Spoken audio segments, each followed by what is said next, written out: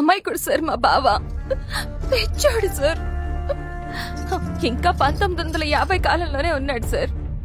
శీలము మానవు అని పోరాటం చేస్తే సమాజం బాగుపడుతుందని పిచ్చి పిచ్చి కలడని కంటున్నాడు సార్.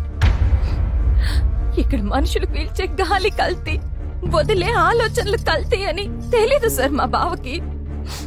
ఇక్కడ మేము ఉండలేం సార్, వెళ్ళిపోతాం సార్. ఇన్నేళ్ల నా జీవితంలో ఎంతో మందిని చూశాను, ఎవరెవరినో ఎదుర్కొన్నాను, ఎవడెవడితోనో ఫైట్ చేశాను, కానీ ఎవరికి భయపడలేదమ్మా. నెవర్ గివ్ అప్ మెంటాలిటీ ఈ టెంపర్ మూర్తిది. ఆ జంగిల్లో ఉండే జంతువులో మానవత్వం చూశాను, కానీ ఈ కాంక్రీట్ జంగిల్లో మనసుల్లో మాత్రం రాక్షసులను చూశాను. ఆ అసురగణం దాటి సాటి మనిషిని చూశా, వాడే కాలీఫ్లవర్. తనకన్యాయం జరిగితే నిజాయితీగా పోరాడాడు, అదమ్మా వాడి క్యారెక్టర్. ఎవరో పాప ప్రాణం పోతే సొంత చెల్లెల్ని పోగొట్టుకున్నట్టుగా బాధపడుతున్నాడు, అదమ్మా వాడి సెంటిమెంటు. అసలు ఈ ప్రపంచంలోనే రేర్ పీస్ అమ్మా మీ బావ.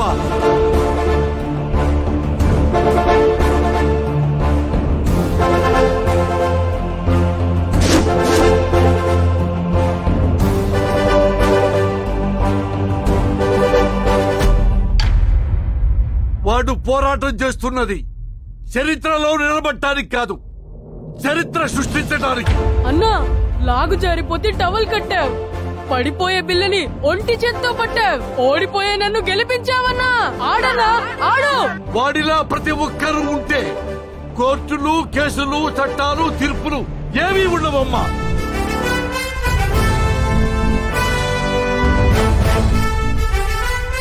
వాడు ఓడిపోవటం ఏంటమ్మా? ఓడిపోడు. వాడు ఓడిపోతే దేవుడే ఓడిపోయినట్టు.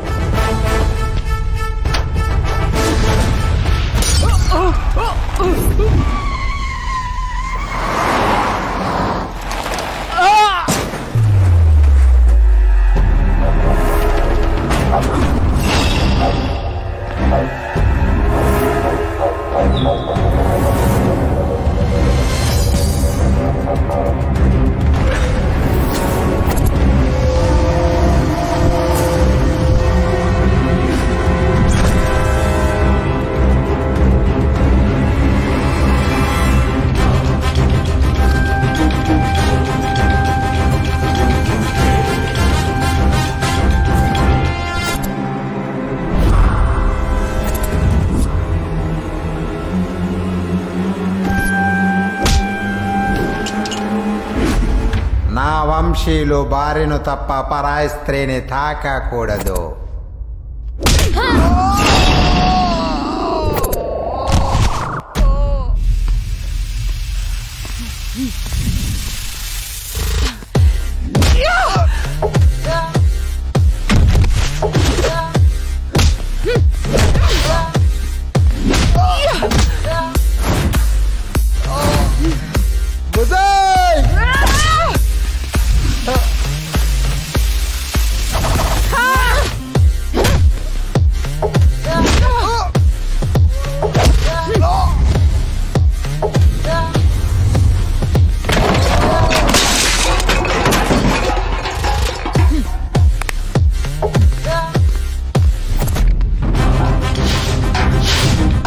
రండి అబ్బా.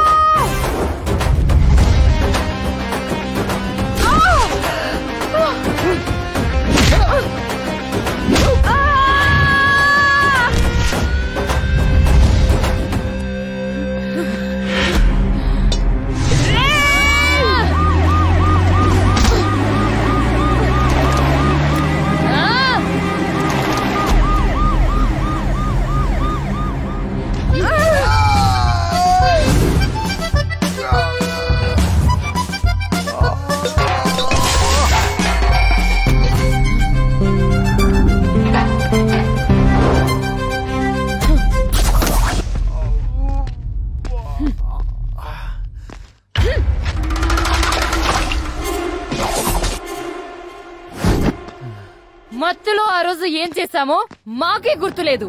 ఫ్రీగా సుఖ పెడితే సుఖపడకుండా ఈ లంగా పనులేంటా లపో.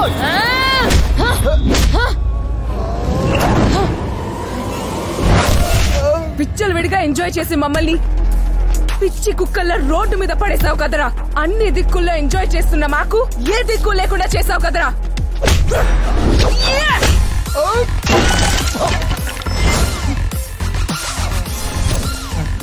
మేం కలలు కని కట్టుకునే అమ్మాయిని కొలాబ్ చేసావు కదరా. కొలబద్దరా కొడక.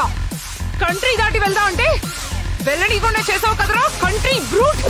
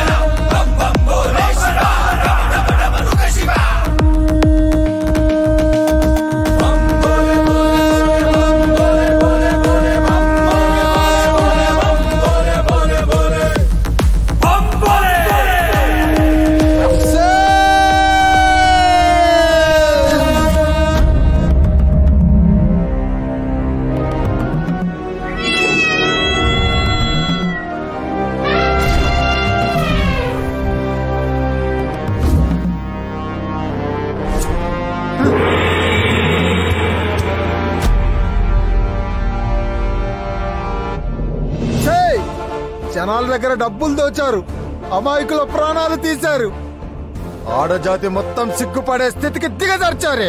తప్పుల మీద తప్పులు చేస్తూ మీ దుర్మార్గాల్ని దాచిపెట్టుకోవడం కోసం నిజాల్ని సమాజ్ చేశారు కదే.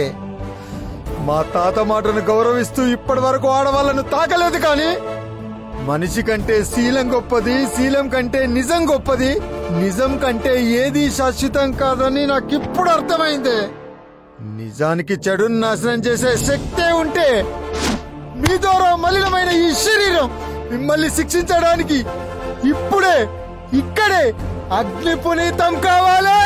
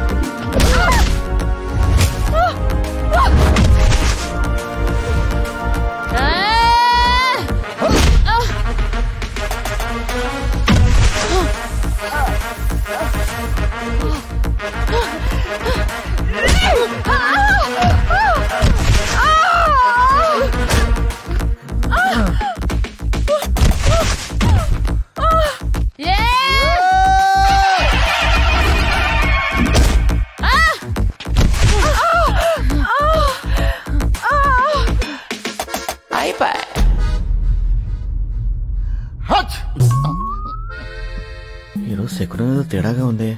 ఏమవుతుందో ఏంటో. నమస్తే సార్. నువ్వా మళ్ళీ ఏం మార్చడానికి వచ్చావయ్యా? అప్పుడు మారుద్దామనుకున్న దాన్నే ఇప్పుడు మార్చాలని వచ్చాను సార్. మా తలరాతలు మారకుండా ఉంటే చాలు. మొదలెట్టండి కేసు. యువర్ ఆనర్, ఈ కాలీఫ్లవర్ అమాయకుడేమీ కాదు. ఇతను ఐడెంటిటీ క్రైసిస్ తో బాధపడుతున్న మానసిక రోగి. లేకపోతే ఈ అందమైన అమాయకమైన ముగ్గురు అమ్మాయిలు తనని రేప్ చేశారని చరిత్రలో కనీ విని ఎరుగని కొత్త పాయింట్ తీసుకొచ్చి కోర్టుని కన్ఫ్యూజ్ చేస్తున్నాడు సార్. ఇవన్నీ క్రిమినల్ థాట్స్ సార్. ఇలాంటి వాళ్ళని విచారించకుండా ఉరి తీయాలి సార్. ఏంటి, నన్ను ఉరి తీయాలా? మద పిచ్చితో మత్తులో ఎంతో మంది జీవితాలతో ఆడుకున్న వీళ్ళని ఏం చేయాలి సార్? మత పిచ్చా?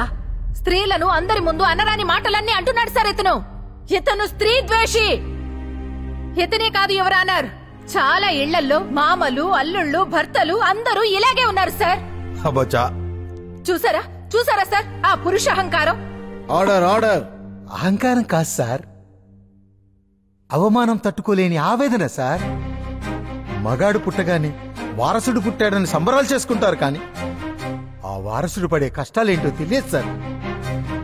తన అక్కలకి చెల్లెలకి పక్క పిన్నులు బొట్టు బిల్లలు తెచ్చిస్తాడు సార్. ట్యూషన్ కి, స్కూల్ కి, కాలేజీకి వాళ్ళతో వెళ్లి బాడీగార్డ్ గా ఉంటాడు సార్. ఆన్లైన్ లో సినిమా టికెట్లు బుక్ చేసి ఇంటర్వెల్లో పాప్కార్న్ తెచ్చిచ్చేవాడే మేడం. మగాడంటే ఎక్కడో పుట్టి ఎక్కడో పెరిగిన ఓ స్త్రీమూర్తి అన్యాయం కాకూడదని తనకిష్టం లేకపోయినా తన వాళ్ళ ఇష్టం కోసం తనను పెళ్లి చేసుకుని కొత్త జీవితాన్ని ఇచ్చేది కూడా ఈ మగాడే మేడం. అది రాజా, ఇంట్లో వాళ్ళందరికీ పట్టు చీరలు పంచి తన ఒంటి కోసం 2 కాటన్ చొక్కాలు దండం మీద చూసుకొని మురుస్తాడు సార్. కిలోల కొద్ది బంగారం ఆ స్త్రీమూర్తులకిచ్చి తన పంచకున్న బంగారపు అంచులు చూసుకొని అదే బంగారం అనుకొని మురిసిపోతాడు సార్ ఈ మగాడు. ఇంట్లో వాళ్ళ దృష్టిలో ఒక బేవర్స్ గా, బేకూఫ్ గా, బద్మాష్ గా సహస్రనామాలతో పిలిపించుకుంటూ తప్పు చేయకపోయినా తప్పులన్నీ తన మీద వేసుకొని చెప్పులు అరిగేలా కుటుంబం కోసం కష్టపడతాడు సార్. పెళ్ళాం మాటకెదురు మాట్లాడలేక, తిట్టినా కొట్టినా బయట ప్రపంచానికి చెప్పుకోలేక ఇంత మందు వేసుకొని మూలల కుక్కిల పేరులా పడింటాడు సార్ మగాడు. భార్యకు నచ్చిన సీరియల్స్ చూపించడం కోసం తనకిష్టమైన క్రికెట్ వార్తల్ని వదిలేస్తాడు మేడం. ప్రపంచం మొత్తాన్ని గడగడలాడించిన ప్రెసిడెంట్ అయినా ఇంట్లో పెళ్ళాం ప్రోటోకాల్ తూచా తప్పకుండా పాటించే గొప్ప మనసున్న మహారాజు మేడం ఈ మగాడు. ఒక అన్నగా, తమ్ముడిగా, తండ్రిగా, తాతగా, బావగా, బామ్మర్దిగా, మామగా రకరకాల రూపాల్లో అవతరించిన విష్ణుమూర్తి 11వ అవతారమే మేడం ఈ మగాడు. సబ్బాష్ రాజా. సార్, ఈ మగాన్ని తప్పుగా చూడొద్దని చెప్పండి సార్. ఎక్కడో 5 మగాళ్ళు చేసిన తప్పును 95% మగాళ్ళ మీద నెట్టేసి మగజాతి మొత్తాన్ని దోషులుగా చూస్తున్నారు సార్. ఆ 90% మగాళ్ళు పడే కష్టం గురించి మేడంకేం తెలుసు సార్? ఇంట్లో రోజు వచ్చే కష్టాలను సహనంగా భరిస్తూ స్కూల్లో ఫీజులు కట్టలేక, ఆడపిల్లల పెళ్లిళ్ళు చేయలేక, వాళ్ళ కాళ్ళు వీళ్ళ కాళ్ళు పట్టుకొని అప్పులు చేస్తూ తిప్పలు పడుతూ ఎక్కడ పరుగు పోతుందో అన్న బాధతో కళ్ళల్లో జలపాతాన్ని దాచుకొని తన వాళ్ళ కలల్ని, ఆశల్ని నెరవేరుస్తూ మండుతున్న గుండెల్ని చల్లబరుస్తూ కుటుంబ గౌరవం నిలబెట్టడం కోసం మగాడు ఒంటరి పోరాటం చేస్తూ అనుక్షణం చస్తూ బతుకుతూ సైనికుల్లా నిలబడేవాడే సార్ ఈ మగాడు. ఈ మగాడు. Any question?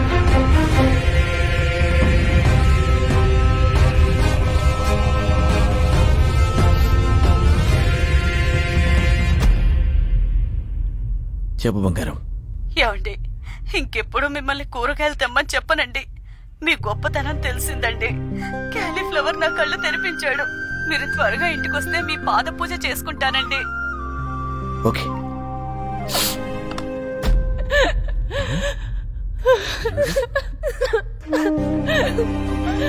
No.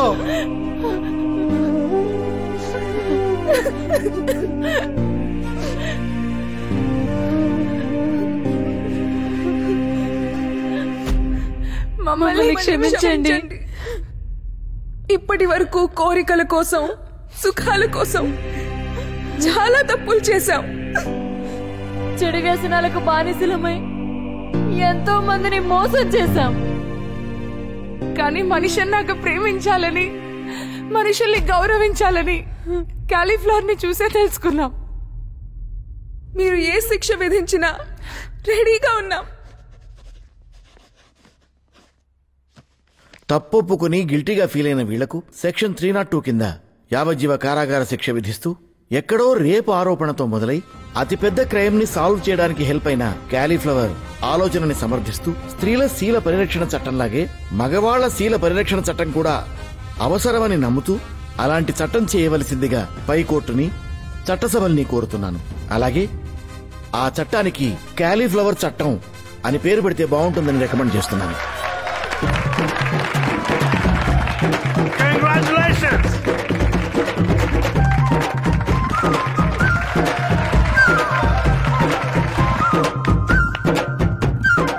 ఏమయ్యా పిఏ చేసుకురావయ్యా రమ్ము.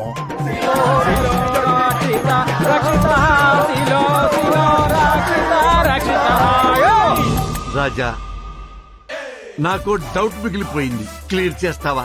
ఏంటో అడగండి. తలెత్తుకొని తిరిగే రోజులు వచ్చాయి. ఆ ముగ్గురు అమ్మాయిల అందానికి నాకే మైకం కమ్మింది.